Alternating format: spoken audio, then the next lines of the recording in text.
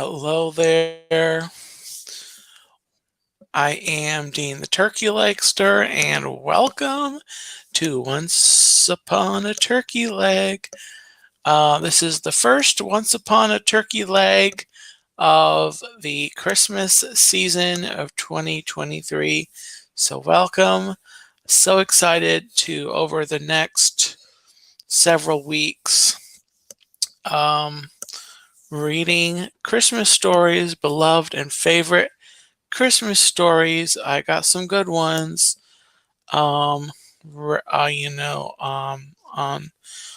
ready to go over the next few weeks, and tonight is no exception.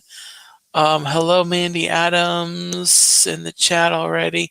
Yes, tomorrow is December the 1st already. I can't believe November's almost, well, it's practically over. It's only got a few hours left as I'm streaming this live.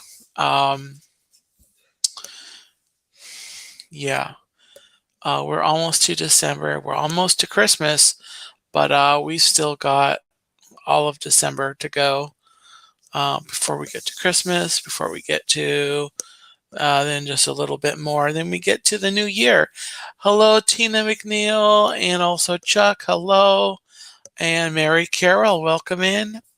So I'm going to go ahead and get right into the stories for this episode of Once Upon a Turkey Leg. So I hope you enjoy. Our first story tonight is Rudolph the Red-Nosed Reindeer had a very shiny nose.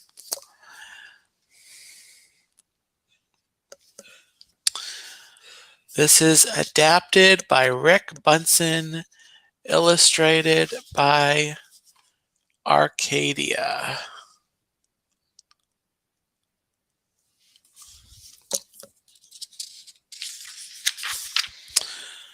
Christmastown, also known as the North Pole, is the wonderful place where Santa Claus lives with Mrs. Claus, all the elves, and the flying reindeer that pull Santa's sleigh every Christmas Eve. Nowadays, Christmastown is a happy place. The elves make toys, the reindeer fly, but in the old days, everyone had to watch out for the abominable snowmaster. He was big and furry and hated anything having to do with Christmas. And he liked to eat reindeer.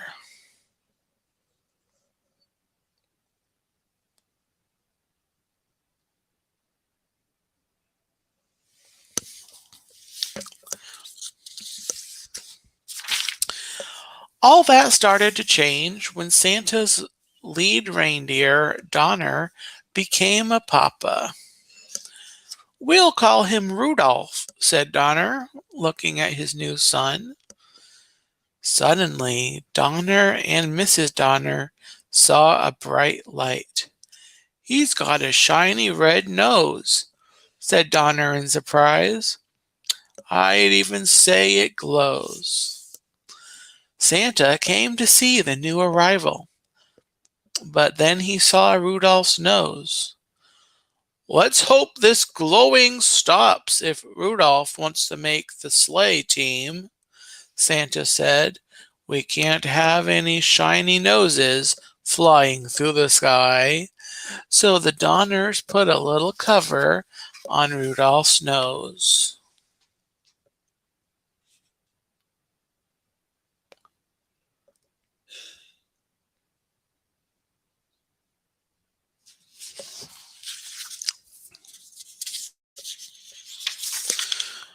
Soon it was time for the new fawns to go to the reindeer games.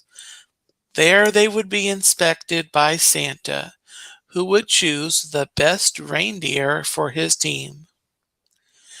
At first, Rudolph felt shy, but soon he met a doe named Clarice. I think you're cute, she told Rudolph.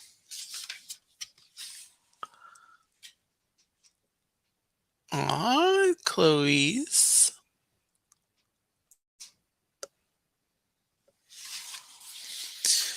The coach arrived to teach the fawns what they needed to know to be on Santa's team. First we'll learn to fly, he told them. You have to get up enough speed and jump into the wind. Rudolph was so excited about his new friend that he took off with a great whoosh. He soared high over the heads of the reindeer and Santa, too.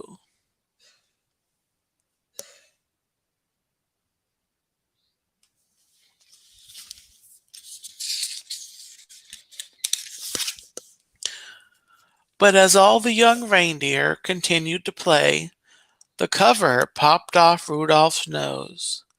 It glowed for all to see. At first the other reindeer the other I'm sorry.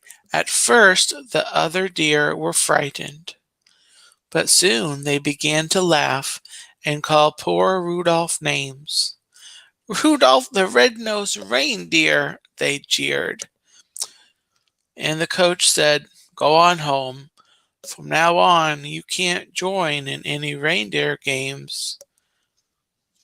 Only Clarice did not laugh at Rudolph.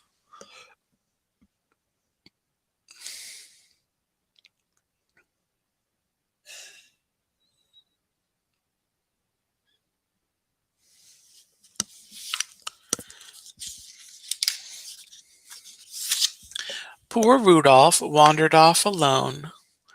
Soon he met an elf who was hiding in the woods.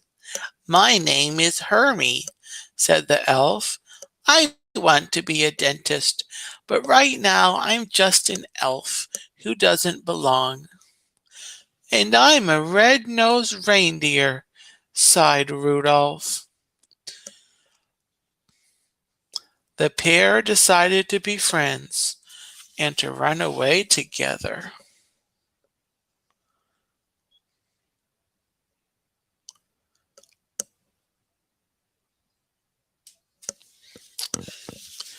They hadn't wandered far when they heard the terrible roaring of the abominable snowmaster. It's my nose, said Rudolph. The monster sees it and is coming after us. Rudolph and Hermie were saved by Yukon Cornelius, the greatest prospector in the north. Jump onto my sled, said Cornelius, and we'll run like crazy. But no matter how fast they went, the monster stayed close behind. Finally, they were trapped at the water's edge. Cornelius chopped the ice with his axe, and the friends floated safely away.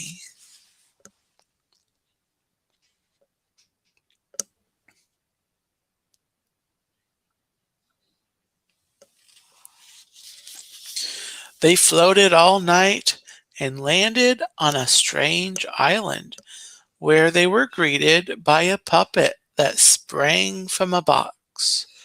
I'm the official sentry of the island of misfit toys, said the puppet. My name is Charlie, and that's why I'm a misfit toy. No child wants to play with a Charlie in a box.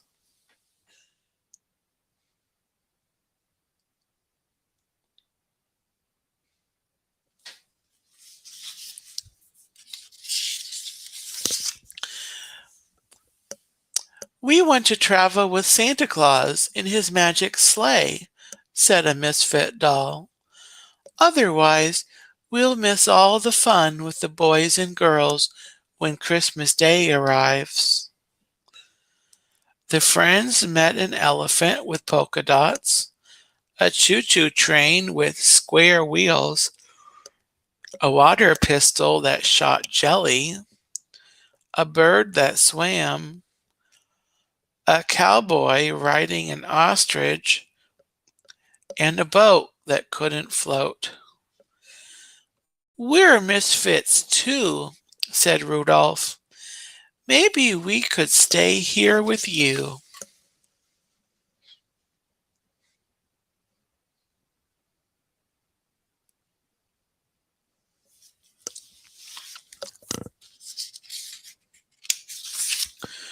But the king of the island would only let them stay for one night.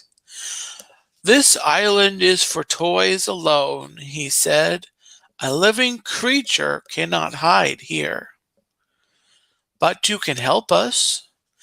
When you return to Christmas Town, tell Santa about these homeless toys. I'm sure he can find girls and boys who would be happy with them. A toy is never happy till it's loved by a child."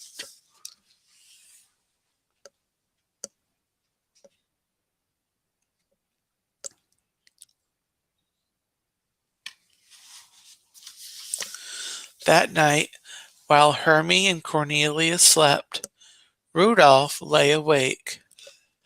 "My nose will only bring my friends more danger," he thought. "I must go off on my own."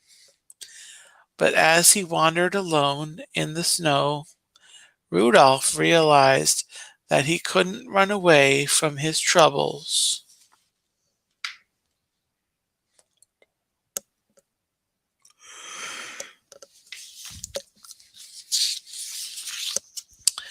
Rudolph returned to the mainland and headed for Christmas Town. But first, he had to pass the cave of the abominable snow monster. As he did, Rudolph heard voices crying, "Help! Help!" Rudolph rushed inside. There were Rudolph's parents and Clarice. They had been searching for Rudolph and had been caught by the monster who was about to devour Clarice. "Put her down!" Rudolph cried, butting the surprised monster with his little antlers.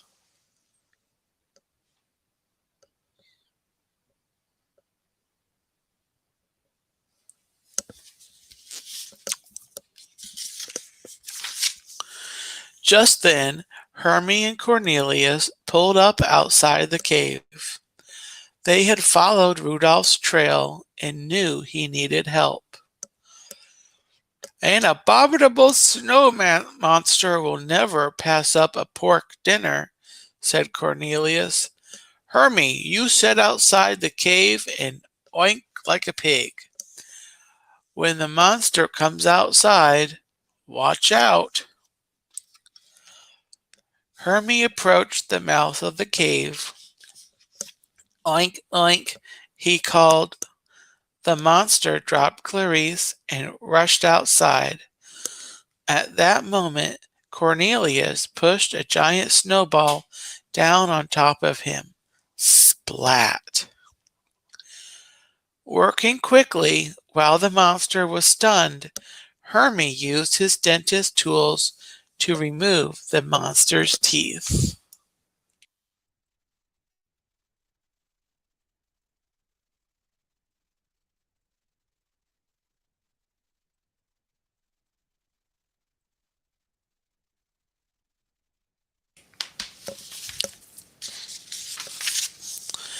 Back in Christmas Town, Rudolph told how he and his friends had defeated the abominable snow monster. Everyone realized that misfits have their place too. Rudolph told Santa about the misfit toys. "As soon as the storm lets up, I'll find homes for them," Santa promised. Then the weather elf handed Santa his report. Santa gasped, "The storm won't subside by tonight. I won't be able to see to fly my sleigh." Suddenly a flash of light caught Santa's eye. "Rudolph," he said, "with a beautiful, wonderful nose, won't you guide my sleigh tonight?" "I'd be honored to," said Rudolph, putting on his jingle bells.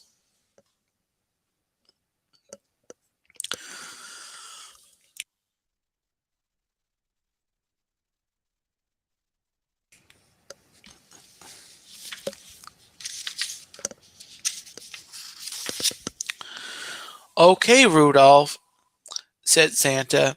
"First stop is the island of misfit toys. Up, up, and away." And with Rudolph leading the way, Santa soon found loving homes for all those lonely toys. "Rudolph the red-nosed reindeer," everyone sang, "you'll go down in history."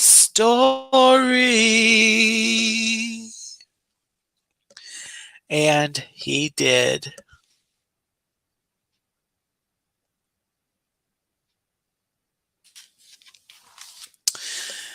And that is our first story tonight. Rudolph the Red-Nosed Reindeer. Without further ado, let's move right into our second story tonight. It is, and if you noticed the thumbnail for the stream, then you had a clue as to what our story was. It's Olaf's Frozen Adventure.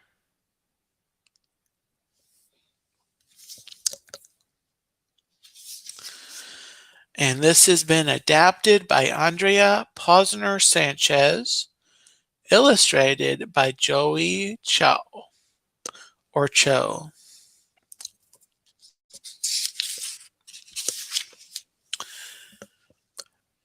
There is a lot of activity in the Arendelle Castle. Everyone is preparing for a holiday party.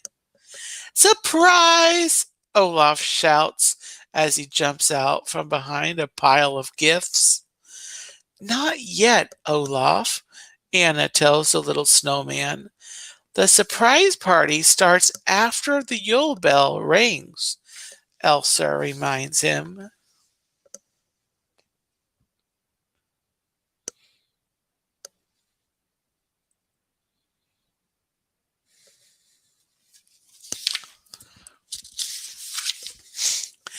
Anna and Elsa are just as excited as Olaf. It's their first Christmas together since they were little girls. "The first of many more to come," Elsa says, smiling at her sister.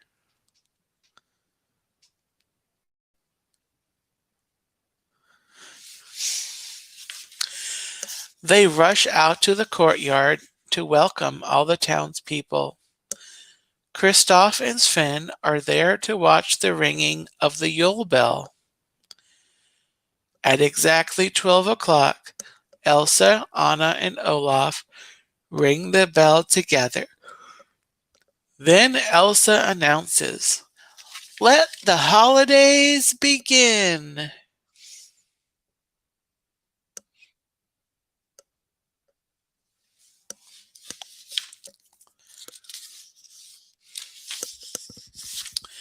Everyone cheers and then turns to leave. "Wait, wait," Anna calls after them. "Won't you stay? Won't you join us in the castle for a celebration?" Elsa says. "Thank you, Your Majesty," says Mr. Olson, "but we need to get home to knit socks for our grandchildren. It's our family tradition." Everyone has their own traditions. No one can stay for the party.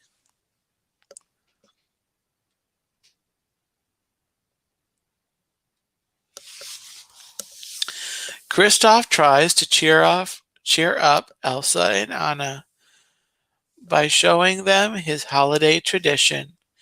He plays a song and then reveals a rock statue of Flemmy, the fungus troll.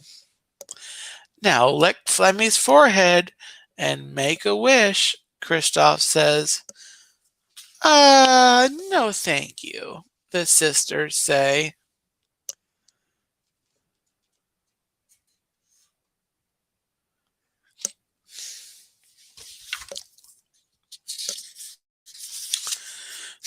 Olaf turns to Anna and Elsa. What's your family tradition? He asks. Tell me.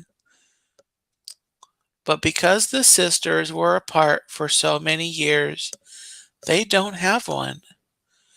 I'm sorry, Anna, Elsa says sadly. It's my fault. We don't have a tradition.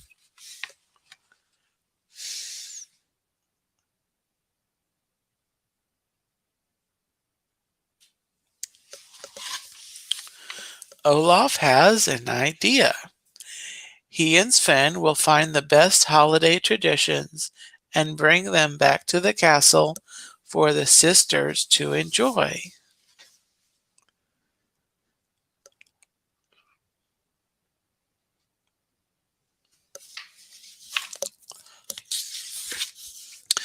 The little snowman knocks on doors throughout the kingdom to ask the townspeople about their traditions. Some families make candy canes, some bake fruitcakes, some light candles, and some decorate trees. Soon Sven's sleigh is filled with holiday items he has gathered. Olaf and Sven have just one more house to visit.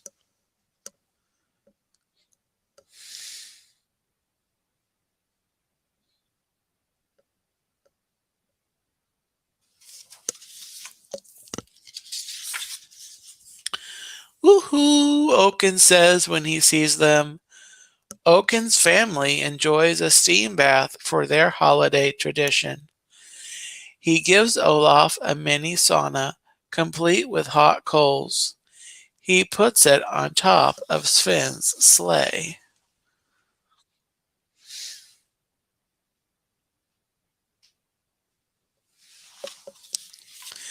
But as Olaf and Sven head home, the sauna door opens and hot coals land on the other holiday items. Everything starts to burn. Then the sleigh falls over a cliff. Olaf lands on one side of the gorge,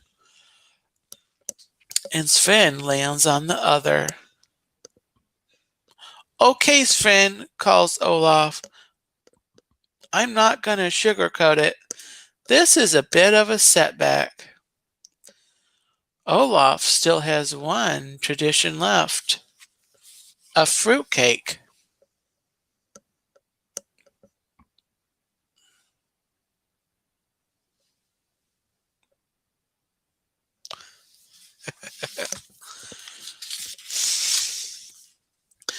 Meanwhile, Anna and Elsa are in the castle attic, looking for any sign of their family traditions.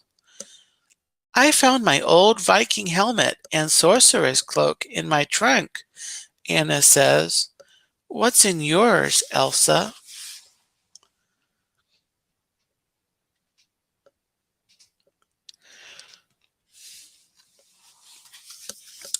Mostly gloves, Elsa replies as she looks through piles and piles of gloves. Then she gasps and pulls out a small box with bells on top. Maybe our tradition is in here.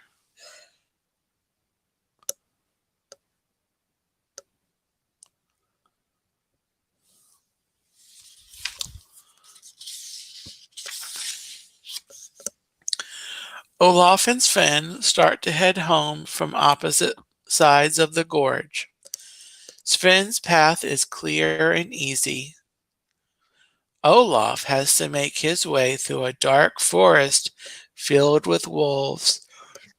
"Aw, puppies!" Olaf says excitedly. Sven races to the castle stables to get help for his friend.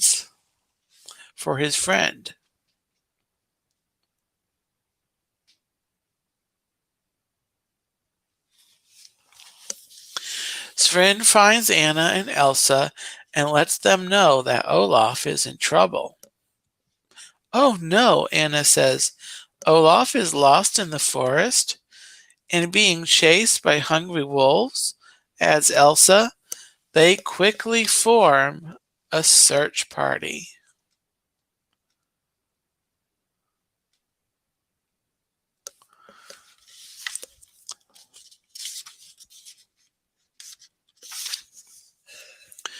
While searching in the woods, Anna notices a carrot poking out of a snowbank.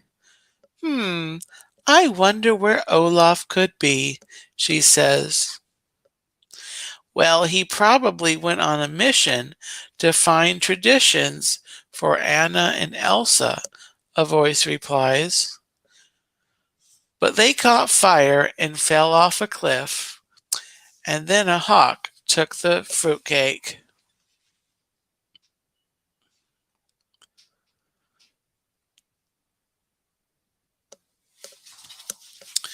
Sven gently grabs Olaf's carrot nose and pulls him out of the snow. "I'm sorry you still don't have a tradition," the snowman says sadly to Anna and Elsa. "But we do," Anna says as she opens the small box from the attic. "Look, inside inside are drawings Anna made of Olaf when she was a little girl."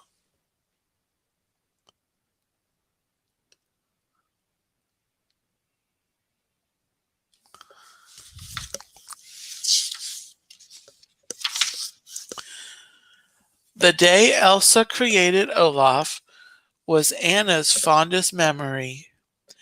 Every winter after that, Anna made a drawing of Olaf as a holiday gift for her sister.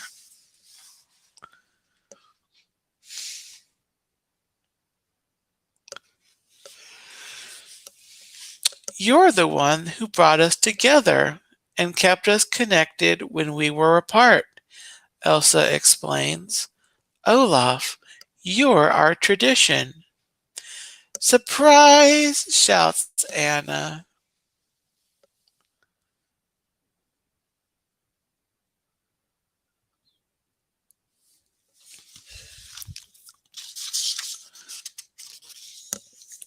Soon the townspeople make their way to the forest clearing. They are relieved to see that Olaf is safe. It's time to celebrate. Elsa uses her magical powers to make a beautiful ice tree.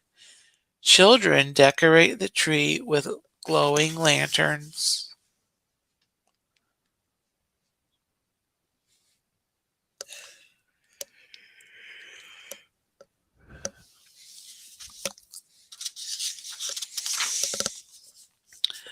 "I think Arendelle has a new tradition," Elsa says happily. Anna gives the snowman a warm hug. "Thank you, Olaf."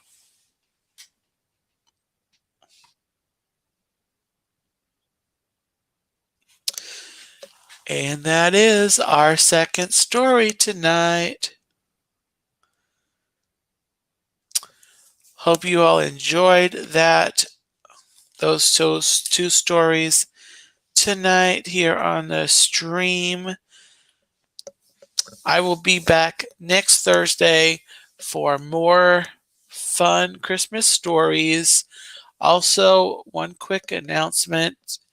Tomorrow we'll launch, and I wasn't sure that I was going to actually go ahead with this project, but I have decided to go ahead and do my Disney countdown to Christmas during December. And so tomorrow is December the 1st. So tomorrow, the Disney countdown to Christmas will commence here on the channel. The videos will be up at 9 o'clock each morning through Christmas Day. So I hope you will come to the channel starting tomorrow morning to listen to those stories. I hope you'll come back for all the Thursdays in December to hear Christmas stories, and then all the Thursdays, onward for other fun stories. Yes, so with that, I will go ahead and sign off and I wish you all a very merry, gobbletastic Christmas. Thank you all for watching, everyone watching live. Thank you so much. If you're watching the replay, do me a huge favor, bop the like button. Let me know in the comments that you were watching. And I will see you in the next stream. So take care.